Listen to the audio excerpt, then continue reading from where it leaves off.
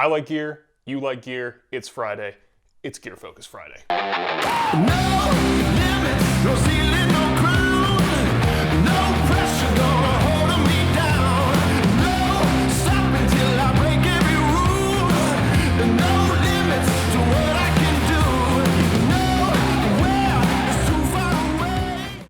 Today's topic is my top 5 pieces of camera gear from 2019 and my top 5 that are supposed to come out in 2020. So the first piece of gear from 2019 that I want to talk about is the Canon EOS R. Now, I do know that the EOS R officially released in October of 2015, but with the new firmware that came out in 2019, it was almost like Canon released a completely new camera. That camera competes with the A7 III, and it actually made me switch from my Sony ecosystem over to a Canon ecosystem. Now, piggybacking on that release was the release of all of the RF line of lenses. The RF lenses are fantastic glass. They are super sharp and super clear, and the new 70-200 is probably my favorite lens from this RF lineup so far. I haven't gotten a chance to use any of the f2 Holy Trinity stuff yet, but so far the 70-200 specifically is my new favorite RF lens. It is so much smaller than its EF counterpart, and it's super light and it's super sharp edge to edge. They're just great lenses. So the third piece of gear that came out in 2019 that I was super excited for was actually the first camera that I ever pre-ordered, and that's what you're looking at right now, and that's the Blackmagic Pocket Cinema 6K camera. This camera was groundbreaking for the industry because it allowed raw video format to be in the hands of pretty much everybody. At a $2,500 price point, you really can't beat the value that this camera brings, and it also competes with cameras that are, 10 times the cost of what the 6K costs. Having raw video format makes it super easy when it comes to color grading, and it also makes recording much easier in post because you don't really have to worry about your lighting and your color balance as much as you can change all of that in post.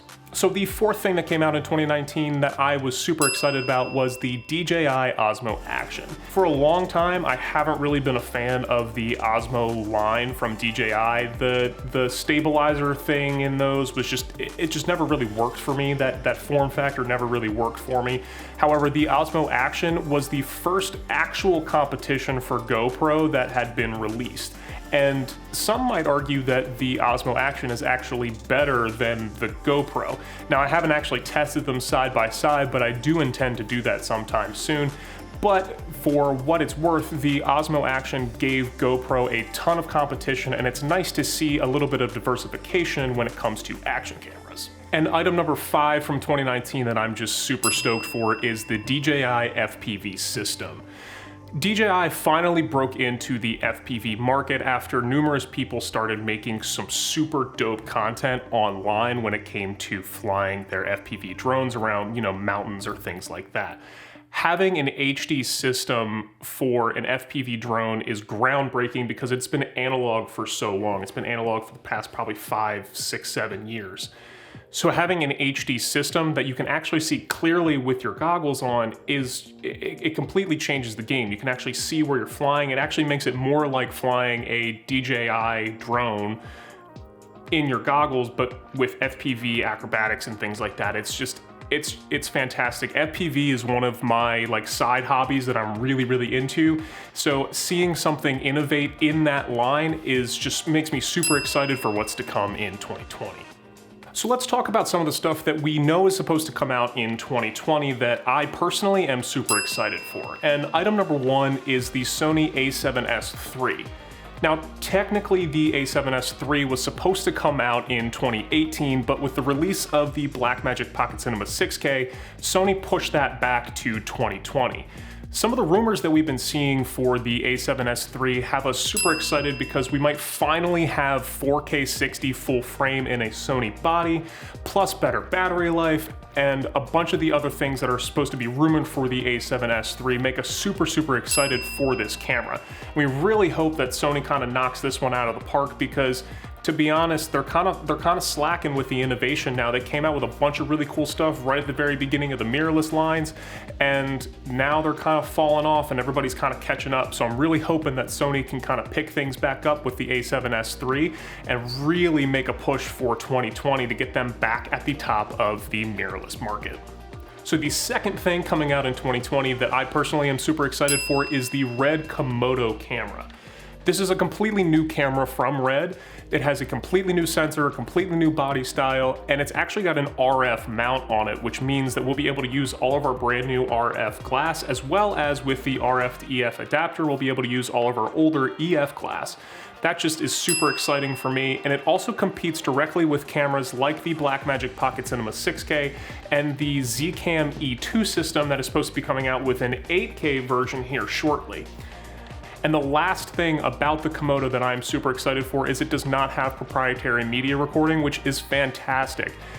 That's one of my least favorite things about using Red cameras is you have to use the Red hard drives.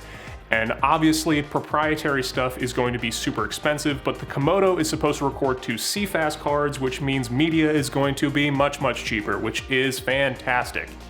Now, item number 3 that's supposed to come out in 2020 that I am super stoked for is the DJI Mavic 3. DJI's drones have been the top of the drone market for as long as I can remember, so having any kind of improvement to their line just makes me super excited because their cameras are already so great. Now, I've been using the Phantom 4 Advanced for quite some time, and I've been looking at getting a new drone because I do a lot of traveling. So having something that is much smaller like the Mavic line is going to be very beneficial for me because I can literally fit it inside my Pelican case with all of my other cameras. I don't have to have an additional case for the drone itself.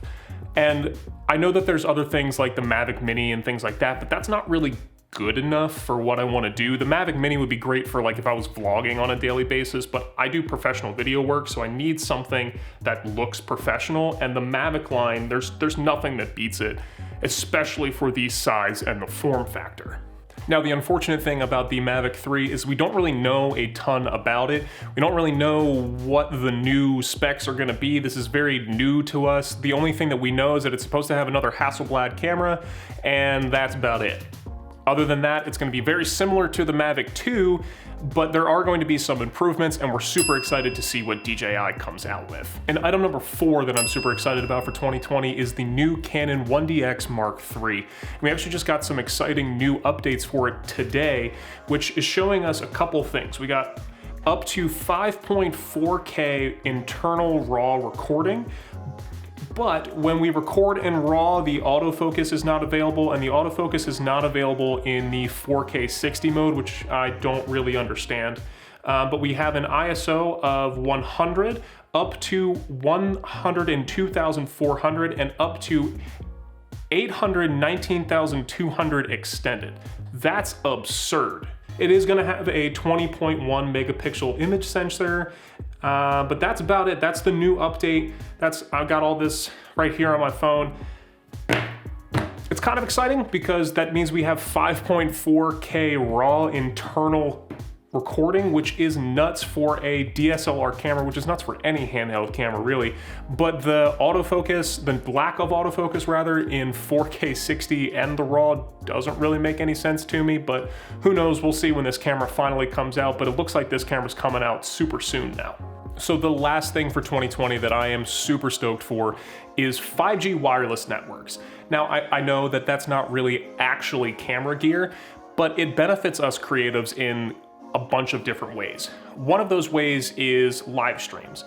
If you're out somewhere where you don't have Wi-Fi or you don't have wired internet, you'll be able to live stream in full HD with absolutely no problem. When you have upload and download speeds of 1200 megabits per second, that's mind-blowing. Like, that's faster than probably most people have in their home for their internet at home. With 5G also though, we have other benefits to society in general, like having self-driving cars actually makes having a self-driving car reliable and safe because it's able to transfer that data much, much faster back and forth to its satellites that control it. And another benefit would be if we have somebody that is in need of surgery in, say, I don't know, London or something like that, and the surgeon that is the best in that field lives in Brazil, that surgeon in Brazil will be able to perform the surgery in London in real time. It's mind-blowing to me. The fact that we have the technology to do this kind of stuff is insane, and it makes me super excited for a bunch of the other stuff that we don't even know is coming out in 2020. Now, I know there were a ton of other great releases from 2019 that I didn't include in this video, so if you have some of your favorite gear that you want to talk about, go ahead and leave it down in the comments down below. We'll be sure to respond to you, and if we can get any of it here on the channel, we'll go ahead and do that for you. And while you're down there, make sure you hit that like and subscribe button, as it really does help us out here on the channel, and it allows us to bring more and better content to you guys at home. So again, I'm Dan with Gear Focus. Thanks for watching, and I'll see you guys in the next one.